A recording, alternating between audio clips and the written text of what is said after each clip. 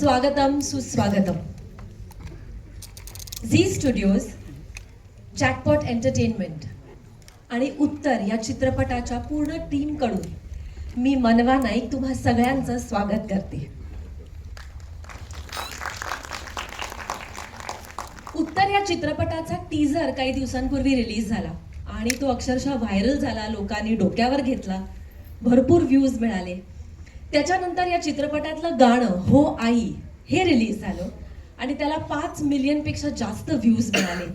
अनेक युजर्सने त्याचे रील्स बनवले आणि या चित्रपटाची उत्सुकता प्रचंड प्रमाणात वाढली. आणि या उत्सुकतेचं पुढचं पाऊल, पुढची पायरी म्हणजे अर्थात आजचा हा ट्रेलर लॉन्च. आजच्या या ट्रेलर लॉन्चला आपल्याला विशेष अतिथी लाभलेले आहेत.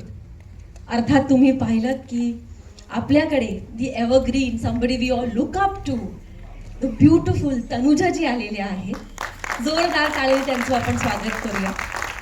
आणि त्यांच्या अभिनयाचा वारसा पुढे घेऊन जाणाऱ्या, ज्यांचे आपण सगळेच फॅन आहोत, काजोलजी पण आलेले आहेत. Thank you very much for coming. एकदा जोरदार टाळ्या दोघांसाठी. आई या विषयावर अनेक चित्रपट, कथा, नाटकं, कविता असं बरंच काही आपल्याला पाहायला मिळतं, वाचायला मिळतं, बघायला मिळतं आणि त्याच्यामुळे आपण अधिक समृद्ध होतो. थोडक्यात प्रत्येक संवेदनशील माणसाला आई हा विषय कायमच खुणवत असतो. अशाच काहीशा जाणीवेतून लेखक दिग्दर्शक क्षितिज पटवर्धन याला आई आणि मूल या नात्यावर चित्रपट करावासा वाटला.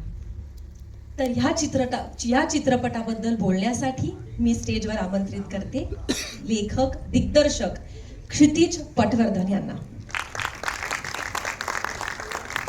Mic please.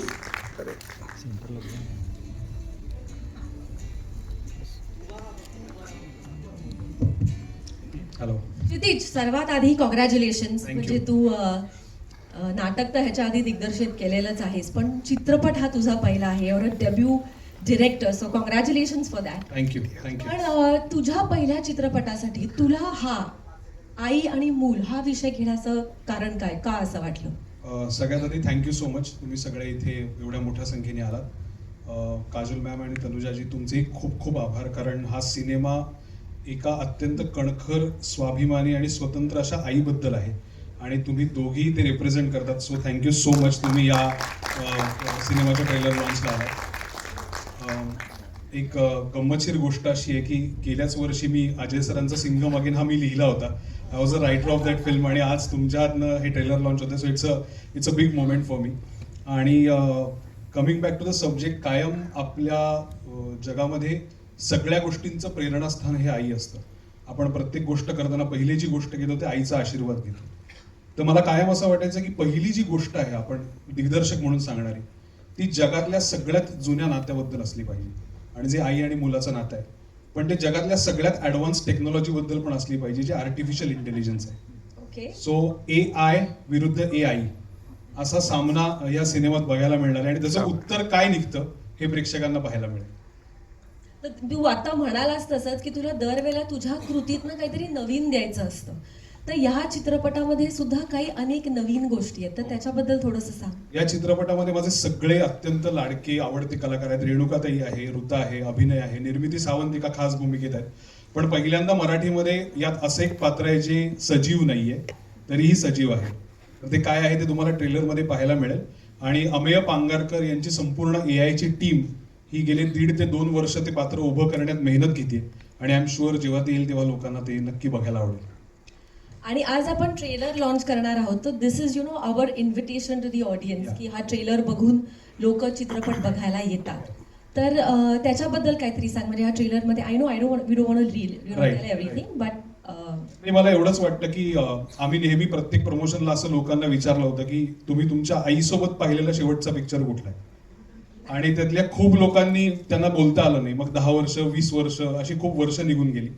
तर मला असं वाटतं उत्तर ही एक अशी फिल्म आहे जी तुम्ही आई सोबतही बघू शकता आणि आईसाठीही बघू शकता. Thank you so much. कोणतीही कलाकृती बनवण्यासाठी गरज असते ती भक्कम आर्थिक पाठिंब्याची. आणि या चित्रपटाला एक अतिशय भक्कम सक्षम निर्मात्यांची टीम लाभलेली आहे. मी त्यांना आता रंगमंचावर आमंत्रित करते.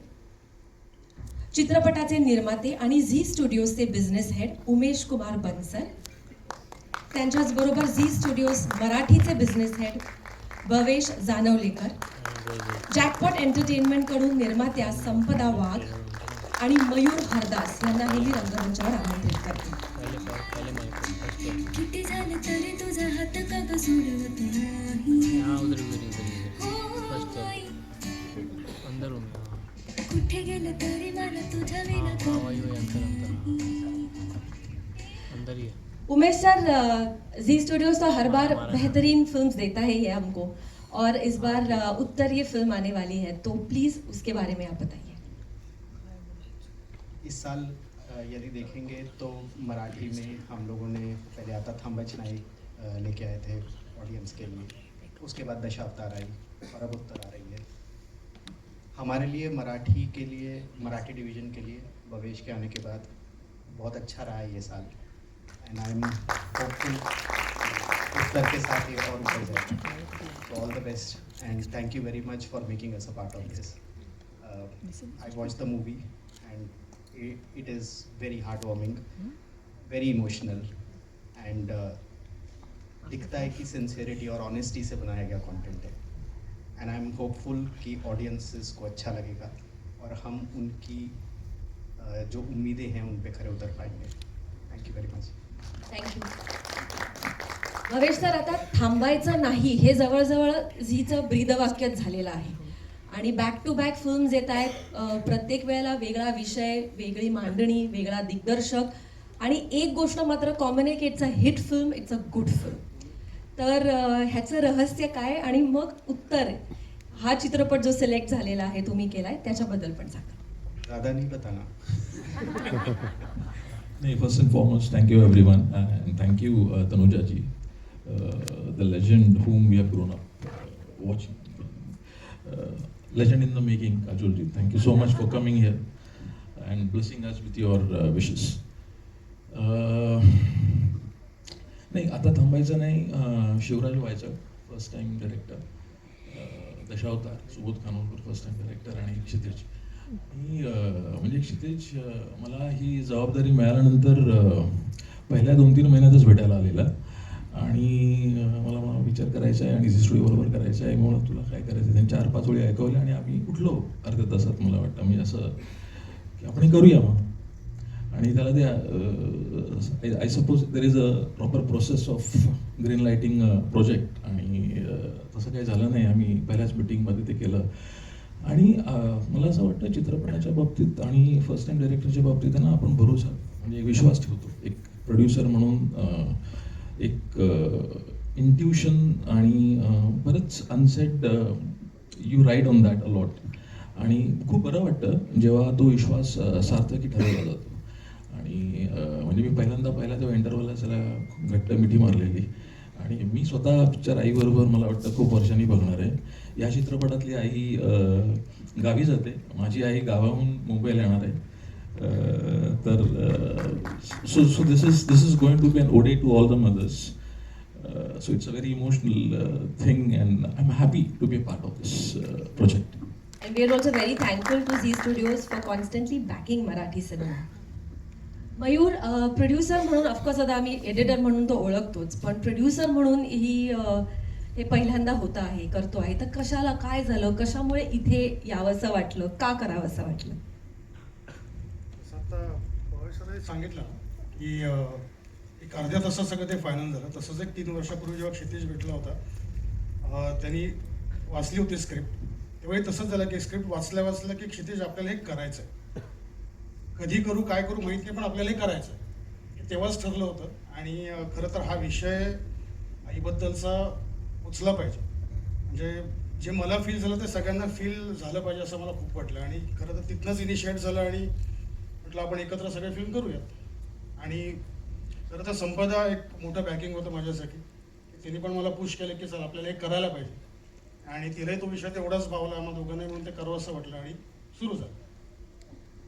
संपदा, you want to say something. एका आई मुलाच्या नात्याबद्दल सिनेमा आहे आणि you are a mother, you are a female representative, so please tell us. I think ह्या सगळ्यांनी सांगितलं सेम, कारण या ती गोष्ट क्षितिजने जी लिहिली आहे ती खूपच सुंदर आहे आणि ती पोचली पाहिजे बस आजच्या जनरेशनला. Great, thank you very much. मी सगळ्यांना आसनस्थ होण्याची विनंती करते Thank you. आणि will move towards the most important part which is of course the trailer launch.